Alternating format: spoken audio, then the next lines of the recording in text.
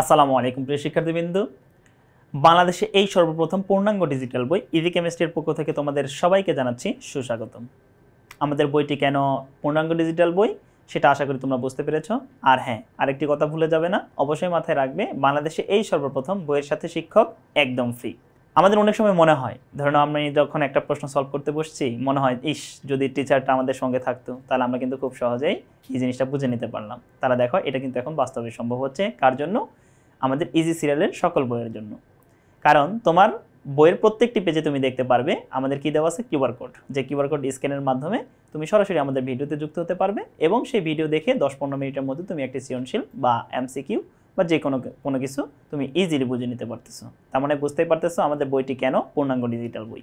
তাই দেরি না করে তুমি তোমার নিকটস্থ লাইব্রেরি এবং টেকনিক এডুকেশনের অনলাইন পেজ থেকে তুমি সরাসরি বইটি অনলাইনের মাধ্যমে সংগ্রহ করে নিতে পারো। এবং সেই সঙ্গে আরেকটা কথা মাথায় রাখবে, তুমি তো নেবে, সেই সঙ্গে তুমি তোমার বন্ধু বান্ধবদেরকেও উৎসাহিত করবে যাতে তারা এই বইটি পড়ে উপকৃত হতে পারে এবং 100% সে প্রিপারেশন নিতে পারে। আশা করি বুঝতে পেরেছি। চলো আজকে মূলত আমরা আরেকটি সৃজনশীল সলভ করার চেষ্টা করব। ওকে, দেখো এখানে প্রশ্নটা যদি একটু লক্ষ্য করি ভালোভাবে, বলা আছে দুইটা পাত্র দেওয়া আছে, বিকার এ এবং বিকার বি। ওকে, এ বিকারের মধ্যে কি কি আছে দেখো, 200 ml অর্থাৎ আয়তন দেওয়া আছে, কারণ mlটা হচ্ছে মিলিলিটার, এটা হচ্ছে আয়তনের একক। এবং 10 গ্রাম মানে কি বলতো, গ্রাম হচ্ছে ভর, ভরকে বোঝানো হয় ডাব্লিউ, ডাব্লিউ ফর ওয়েট, ঠিক আছে, তাহলে ডাব্লিউ। ম্যাগনেসিয়াম হাইড্রোক্সাইড, এটা একটি ক্ষার। ওকে, আরেকটি পাত্রে যদি আমরা লক্ষ্য করি, দেখো দেওয়া আছে 0.5 মোলার অর্থাৎ এস ঘনমাত্রা দেওয়া আছে। এই পাত্রে কিন্তু ঘনমাত্রা মিসিং। ওকে, এই পাত্রে ঘনমাত্রা দেওয়া আছে এবং সেই সঙ্গে বলছে 250 ml। ওকে, আয়তন দেওয়া আছে HNO3 অর্থাৎ নাইট্রিক অ্যাসিড। এই যে দুইটা পাত্রের কিন্তু অনেক কিছু দেওয়া আছে। এখন আসো প্রশ্নে আমাদেরকে কি বলছে, স্টয়কিওমিতি কি।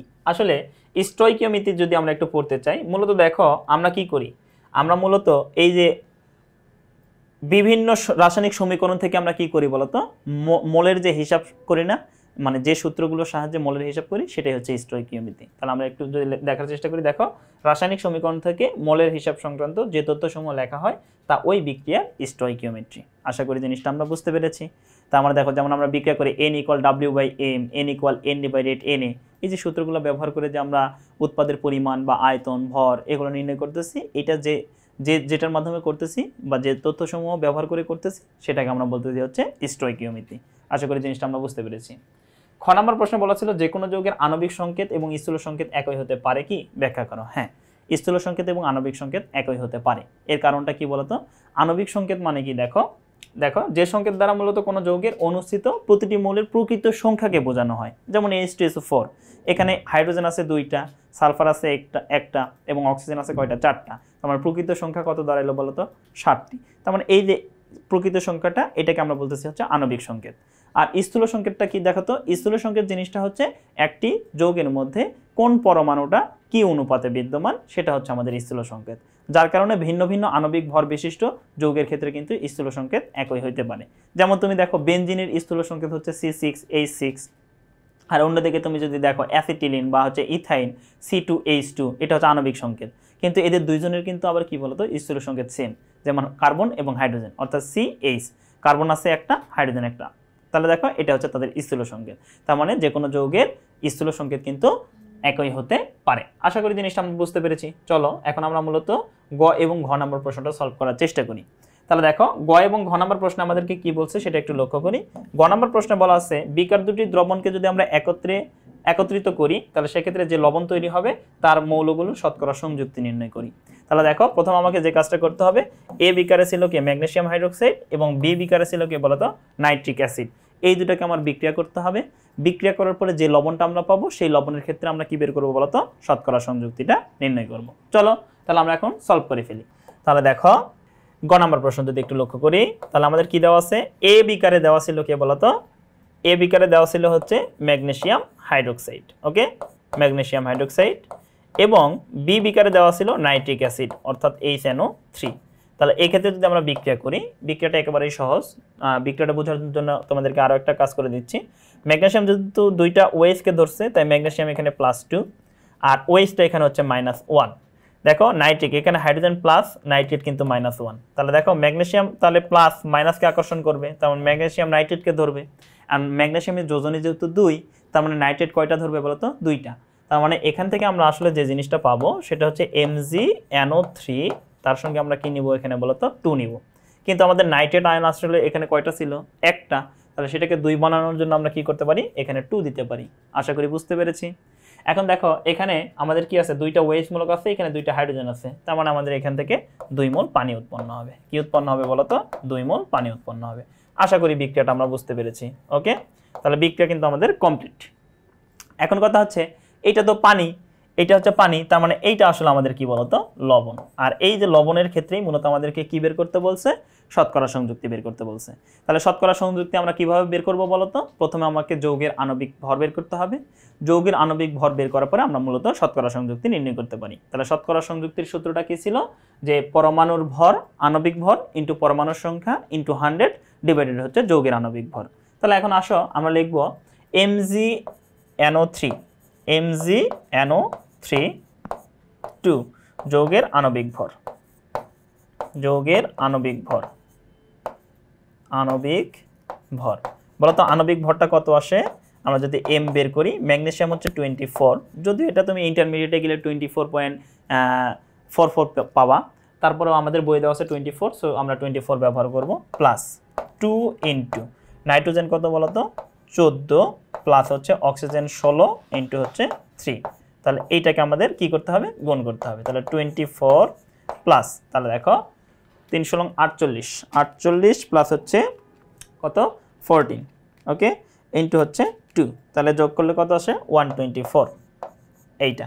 তাহলে প্লাস হচ্ছে 24, ওকে, তাহলে আমাদের আসতেছে কত? 148। তাহলে এটা হচ্ছে মূলত আমাদের এই যে ম্যাগনেসিয়াম নাইট্রেট যে যৌগটা, তার ক্ষেত্রে আণবিক ভর কত বলতো? 148। এখন আমার কাজ হচ্ছে এই যে শতকরা সংযুক্তি মানে কি? ধরে নাও কোনো জিনিস যেমন ম্যাগনেসিয়াম নাইট্রেটের লবণটা পৃথিবীতে কত পার্সেন্টেজ আছে? 100%। আর কথা হচ্ছে এই 100%-এর মধ্যে ম্যাগনেসিয়াম কত পার্সেন্ট আছে, তারপরে তোমার হচ্ছে নাইট্রোজেন কত পার্সেন্ট আছে, অক্সিজেন কত পার্সেন্ট আছে, এটাই হচ্ছে তার শতকরা সংযুক্তি। ঠিক আছে, তাহলে আমরা এখন কি করব? লিখব ম্যাগনেসিয়ামের শতকরা সংযুক্তি। তাহলে ম্যাগনেসিয়াম এর শতকরা সংযুক্তি। ওকে, তাহলে শতকরা সংযুক্তি আমরা কিভাবে বের করতে পারি? দেখো সূত্র হচ্ছে, তাহলে ম্যাগনেসিয়ামের জন্য বের করতেছি, তাই ম্যাগনেসিয়ামের আণবিক ভর লিখতে হবে। তাহলে ম্যাগনেসিয়ামের আণবিক ভর আমরা লিখলাম 24। এরপরে আসো ম্যাগনেসিয়াম পরমাণু এখানে কয়টা ছিল? একটা, তাই আমরা পরমাণুর সংখ্যা দ্বারা গুণ করলাম 1, ইন্টু এইটাকে গুণ করব হচ্ছে 100 দ্বারা, কারণ শতকরা প্রকাশ করতেছি আমরা, ডিভাইডেড হচ্ছে এই যৌগটার আণবিক ভর। তাহলে যৌগের আণবিক ভর কত পাইছি আমরা? 148। তাহলে 148 দ্বারা কিন্তু আমরা ভাগ করে দেব। তাহলে কত আসে দেখো তো, একটু লক্ষ্য করো। তাহলে আমরা পাচ্ছি 24 × 100 ডিভাইডেড হচ্ছে কত বলতো? 148। তার মানে দেখো ম্যাগনেসিয়ামটা আসলে এই যৌগের মধ্যে ছিল 16.21%। কত পার্সেন্টেজ বলতো? 16.21%। এটাই হচ্ছে ম্যাগনেসিয়ামের শতকরা সংযুক্তি। এখন চলো আমরা যদি সেম ভাবে কি করি, নাইট্রোজেনটা আসলে কত পার্সেন্ট আছে সেটা বের করতে চাই। তাহলে আমরা এখন এখানে লিখবো, দেখো নাইট্রোজেন এর শতকরা সংযুক্তি। তাহলে দেখো নাইট্রোজেনের আণবিক ভর কত? নাইট্রোজেনের আণবিক ভর হচ্ছে 14, ইন্টু নাইট্রোজেন পরমাণু এখানে কয়টা আছে দেখো, এখানে নাইট্রোজেন এই যে 2, তার মানে 2টা নাইট্রোজেন আছে, তাই এই যে দেখো 2 দ্বারা গুণ করলাম, ইন্টু এই সংখ্যাটাকে আমরা গুণ করব 100 দ্বারা, কারণ আমরা শতকরায় প্রকাশ করতেছি, ডিভাইডেড হচ্ছে ওই যৌগের শতকরা আণবিক ভর। যৌগের আণবিক ভরটা কত? 148। সো এটাকে আমরা ভাগ করব হচ্ছে 148 দ্বারা। তাহলে 148 দ্বারা যদি ভাগ করি, তাহলে সেক্ষেত্রে আমরা কত পাচ্ছি বলো তো দেখি, আমরা একটু বের করে ফেলি। তাহলে 14 × 2 ইন্টু কত বলো তো? 100। ওকে, তাহলে ডিভাইডেড আমরা কত পাচ্ছি? 148। তাহলে এখান থেকে আমরা কিন্তু মান পেয়ে যাচ্ছি 18.91%। ওকে, তার মানে দেখো 100% লবণের মধ্যে নাইট্রোজেন আছে কত বলতো? 18.91%। সেম ভাবে আমরা এখন যদি কি করি বলতো, যেহেতু অক্সিজেন একটা ছিল, তাই আমরা অক্সিজেনের শতকরা সংযুক্তি যদি বের করতে চাই, তাহলে অক্সিজেনের শতকরা সংযুক্তি দেখো, অক্সিজেনের আণবিক ভর কত? 16। এখন অক্সিজেন পরমাণু কয়টা আছে দেখো, এখানে অক্সিজেন 3টা, এখানে 2, তাহলে 3 × 6। তাহলে অক্সিজেন পরমাণু সংখ্যা হচ্ছে 6, ইন্টু এটাকে গুণ করব হচ্ছে 100 দ্বারা, যেহেতু শতকরা নিচ্ছি, ডিভাইডেড হচ্ছে 148। তাহলে দেখো তো আমাদের এখান থেকে পার্সেন্টেজটা কত চলে আসে, আমরা দেখি 16।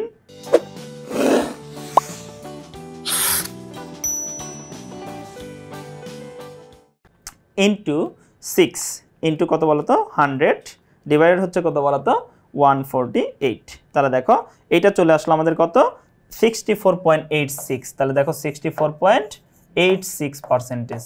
তার মানে দেখো আমাদের এই যৌগটার মধ্যে আসলে ম্যাগনেসিয়াম ছিল 16.21%, তারপরে কি বলতো নাইট্রোজেন ছিল 18.91% এবং অক্সিজেন ছিল 64.86%।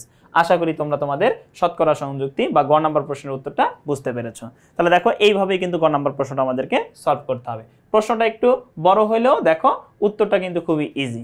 আশা করি জিনিসটা আমরা এতটুকু বুঝতে পেরেছি। যদি বুঝে থাকি তাহলে চলো আমরা এখন গ নাম্বার থেকে ঘ নাম্বার প্রশ্নে চলে যাই। ঘ নাম্বার প্রশ্নে কি বলা আছে সেটা একটু লক্ষ্য করি। দেখো ঘ নাম্বার প্রশ্নটা ভালোভাবে বোঝো আগে। বলছে বিকার দুটি দ্রবণকে একত্রিত করলে দ্রবণের প্রকৃতি কেমন হবে। তার মানে বুঝতেই পারতেছি যে প্রকৃতি কিভাবে নির্ণয় করতে হয়। প্রথম আমাকে লিমিটিং বিক্রিয়ক খুঁজে বের করতে হবে। লিমিটিং বিক্রিয়ক বের করলে লিমিটিং বিক্রিয়ক যে হবে আর অবশিষ্ট যে থাকবে সেটা হচ্ছে দ্রবণের প্রকৃতি নির্দেশ করবে। আশা করি জিনিসটা বুঝতে পেরেছি। তাহলে এখন দেখো সেক্ষেত্রে আমাদের কি করতে হবে। এই পাত্রে কিন্তু ডাব্লিউ দেওয়া আছে 10 গ্রাম, বাট এই পাত্রের ক্ষেত্রে কিন্তু আমাদের কি দেওয়া ছিল না বলতো, ডাব্লিউ দেওয়া ছিল না বা ডাব্লিউ দেওয়া নাই। তাহলে এই পাত্রের ক্ষেত্রে আমাকে ডাব্লিউটা বের করতে হবে, ঠিক আছে। বা তুমি চাইলে এটাকে মোল সংখ্যা দিয়েও সলভ করতে পারো, তবে আমরা ডাব্লিউ দিয়ে সলভ করার চেষ্টা করব। ওকে, তাহলে এখন আসো আমাদের এখানে তো ম্যাগনেসিয়াম হাইড্রোক্সাইডের ডাব্লিউ দেওয়া আছে, সো এটার ক্ষেত্রে কিছু বের করতে হবে না। আমরা বি পাত্রের ক্ষেত্রে কি বের করব, আগে ডাব্লিউ বের করে নেব, এরপরে আমরা আসলে ম্যাথটা সলভ করা শুরু করব। তাহলে দেখো 0.5 এবং 250 ml HNO3। ওকে, তাহলে ঘ নাম্বার প্রশ্নটা আমরা কিভাবে সলভ করব একটু লক্ষ্য করো। ঘ নাম্বার প্রশ্ন, তাহলে দেখো আমরা যদি ঘ নাম্বার প্রশ্ন লিখি কিভাবে লিখতে পারি, দেখো আমরা লিখবো হচ্ছে এইভাবে। দেখো বি পাত্রের ক্ষেত্রে কি লিখবো, বি পাত্রের ক্ষেত্রে। ওকে, তাহলে বি পাত্রের ক্ষেত্রে যদি আমরা লক্ষ্য করি তাহলে সেক্ষেত্রে দেখো আমাদের কি কি দেওয়া ছিল। আমাদের এখানে দেওয়া ছিল হচ্ছে এস দেওয়া ছিল 0.5 মোলার এবং ভি দেওয়া ছিল কত বলতো 250 ml। ওকে, যেহেতু HNO3 বলা ছিল তাই আণবিক ভর কত বলতো, হাইড্রোজেন 1 প্লাস নাইট্রোজেন হচ্ছে 14 প্লাস অক্সিজেন 16 ইন্টু 3। তাহলে দেখো এখান থেকে আমরা কত পাচ্ছি বলতো 15 প্লাস হচ্ছে 48 ইকুয়াল হচ্ছে 63। তার মানে এটা হচ্ছে আণবিক ভর। তাহলে বলতো এই পাত্র থেকে আমরা চাইলে কি ডাব্লিউটা বের করতে পারবো কিনা, হ্যাঁ চাইলে আমরা ডাব্লিউটা বের করতে পারবো। তাহলে সূত্রটা আমাদের কি বলতো, উই নো দ্যাট, আমরা কি জানি বলতো, আমরা জানি ডাব্লিউ ইকুয়াল FMV ডিভাইডেড কি বলতো 1000। এটা হচ্ছে মূলত আমাদের সূত্র। তাহলে এখন তুমি লক্ষ্য করো এখানে মান বসাও, এস হচ্ছে 0.5 মোলার ইন্টু আণবিক ভর কত বলতো, আণবিক ভর আমাদের কত ছিল 63 ইন্টু ভি ছিল 250। ওকে, ডিভাইডেড হচ্ছে কত বলতো 1000। ওকে, তাহলে এখন তুমি লক্ষ্য করো এখান থেকে আমরা কি পাচ্ছি 0.5 ইন্টু 63 ইন্টু কত বলতো 250। ওকে, ডিভাইডেড হচ্ছে আমাদের কত আসতেছে 1000। ওকে, আমরা কিন্তু এখান থেকে পেয়ে গেলাম 7.875 গ্রাম। তার মানে দেখো আমরা আসলে বি পাত্রে HNO3 কতটুকু পাইলাম বলতো 7.875। আচ্ছা, এখন আসো, এখন আমরা কি করছি, ধরে নাও পাত্র দুইটা আমরা একত্রে মিশ্রিত করছি। কি করছি বলতো ভাইয়া, পাত্র দুইটা আমরা একত্রে মিশ্রিত করছি। তাহলে পাত্র দুইটার মধ্যে কে কে ছিল, একটাতে ছিল হচ্ছে ম্যাগনেসিয়াম হাইড্রোক্সাইড, আরেকটাতে ছিল কি আমাদের বলতো, আরেকটাতে ছিল হচ্ছে আমাদের নাইট্রিক অ্যাসিড। তাহলে এখন আমাদের কাজ হচ্ছে পাত্র দুইটা মিশ্রিত করছি মানে কি এরা দুইজন বিক্রিয়া করবে। তাহলে ম্যাগনেসিয়াম হাইড্রোক্সাইড তার সঙ্গে আমরা বিক্রিয়া করব কার বলতো HNO3। ওকে, তাহলে HNO3 যদি আমরা বিক্রিয়া করি এখান থেকে আমরা পাবো হচ্ছে ম্যাগনেসিয়াম নাইট্রেট। হ্যাঁ, ম্যাগনেসিয়াম নাইট্রেট, সেই সঙ্গে আমরা কি পাচ্ছি, সেই সঙ্গে আমরা পাচ্ছি হচ্ছে 2H2O। তাহলে বিক্রিয়াটা সমতা করার জন্য আমরা এখানে কি দিতে পারি, 2 দিতে পারি। এখন আমার কাজ হচ্ছে কত মোলের সঙ্গে বিক্রিয়া করতেছে বা কত গ্রামের সঙ্গে বিক্রিয়া করতেছে মনে রাখবো। এর আণবিক ভর বিক্রিয়া করবে এর আণবিক ভরের সঙ্গে। তাহলে দেখো এর আণবিক ভরটা আমরা কত বের করছি একটু আগে, আচ্ছা বের না করলে আমরা একটু বের করে নেই। তাহলে দেখো M of MgOH2। Okay, M of, আচ্ছা আমি আরেকবার একটু সুন্দর করে লিখি, M of MgOH2। তাহলে এর আণবিক ভরটা কত আসতেছে দেখো, ম্যাগনেসিয়াম হচ্ছে 24 প্লাস দেখো অক্সিজেন হচ্ছে 16 এবং হাইড্রোজেন হচ্ছে 1, তার মানে 2 ইন্টু 17। তাহলে কত আসতেছে বলো তো 24 প্লাস হচ্ছে 17 দুগুণ 34, তাই না। তাহলে 17 দুগুণ 34, 24 প্লাস হচ্ছে 34 যোগ করলে 58। তাহলে দেখো এর আণবিক ভর 58 সেম ভাবে আমরা যদি এম অফ কি বের করতে চাই বলো তো HNO3 বের করতে চাই, তাহলে দেখো সেটা কত আসতেছে, হাইড্রোজেন হচ্ছে 1, নাইট্রোজেন হচ্ছে 14, অক্সিজেন হচ্ছে 16 × 3। তার মানে দেখো এটা আসতেছে আমাদের 63। তার মানে দেখো দুইটার আণবিক ভর কিন্তু আমরা পেয়ে গেছি। এখন তুমি লক্ষ্য করো আমরা কি করব, এর আণবিক ভর বিক্রিয়া করবে এর আণবিক ভরের সঙ্গে। তার মানে আমরা কি বলতে পারি বলো তো 58 গ্রাম MgOH2 বিক্রিয়া করে তাহলে এর আণবিক ভর কত, এর আণবিক ভর হচ্ছে 63, তাই না? কিন্তু তার সামনে আমরা 2 আছে, তাই 2 দ্বারা গুণ করব। তাহলে 2 × 63 গ্রাম HNO3 এর সাথে, কার সাথে বলো তো HNO3 এর সাথে। ওকে, এখন তুমি লক্ষ্য করো, তাহলে এখন যদি বলা হয় 1 গ্রাম কত গ্রামের সঙ্গে বিক্রিয়া করবে, তাহলে 1 গ্রাম ম্যাগনেসিয়াম হাইড্রোক্সাইড বিক্রিয়া করে 2 × 63 ডিভাইডেড হচ্ছে কত বলো তো 58 গ্রাম HNO3 এর সাথে। ওকে, এখন তুমি লক্ষ্য করো ম্যাগনেসিয়াম হাইড্রোক্সাইড আসলে পাত্রের মধ্যে কতটুকু ছিল বলো তো, আমরা কিন্তু চলো প্রশ্নটা আরেকবার দেখে আসি। দেখো পাত্রের মধ্যে ম্যাগনেসিয়াম হাইড্রোক্সাইড ছিল 10 গ্রাম। ওকে, তাহলে এখন দেখো 10 গ্রামের জন্য আমাদের আসলে কত গ্রাম প্রয়োজন, তাহলে আমরা বলতে পারি 10 গ্রাম ম্যাগনেসিয়াম হাইড্রোক্সাইড বিক্রিয়া করে, তাহলে 2 × 63 ইন্টু হচ্ছে 10 ডিভাইডেড হচ্ছে কত বলো তো 58, এত গ্রাম কার সঙ্গে বলো তো HNO3 এর সাথে। তাহলে দেখো তো HNO3টা কতটুকু আসে, তাহলে আমরা যদি লক্ষ্য করি তাহলে 2 × 63 ইন্টু হচ্ছে 10 ডিভাইডেড হচ্ছে কত বলো তো 58। তাহলে দেখো ভাগ করলে আমরা পেয়ে গেলাম 21 পয়েন্ট কত, তাহলে 21.72। ওকে, 21.72 গ্রাম HNO3। এখন তুমি একটা জিনিস লক্ষ্য করো তো, এখান থেকে দেখো ভালোভাবে বোঝো, 10 গ্রাম ম্যাগনেসিয়াম হাইড্রোক্সাইডের জন্য আমাদের আসলে নাইট্রিক অ্যাসিড কতটুকু প্রয়োজন, 21.72 গ্রাম প্রয়োজন, কিন্তু আমাদের পাত্রের মধ্যে আমরা পাইছি কতটুকু দেখো তো 7.875 গ্রাম। তাহলে দেখো লাগবে হচ্ছে 21.72, কিন্তু পাত্রে আছে 7.87 গ্রাম। তার মানে দেখো বিক্রিয়া শুরু হওয়ার কিছুক্ষণ পরেই কিন্তু আমাদের কি হবে, কিছুক্ষণ পরে যদি আমরা লক্ষ্য করি তাহলে আমাদের নাইট্রিক অ্যাসিড কিন্তু শেষ হয়ে যাবে। তার মানে অবশিষ্ট থাকবে কি বলতো ম্যাগনেসিয়াম হাইড্রোক্সাইড। তার মানে আমরা বুঝতেই পারতেছি এখানে লিমিটিং বিক্রিয়ককে যে শেষ হয়ে যায়, তাহলে লিমিটিং বিক্রিয়ক হচ্ছে HNO3।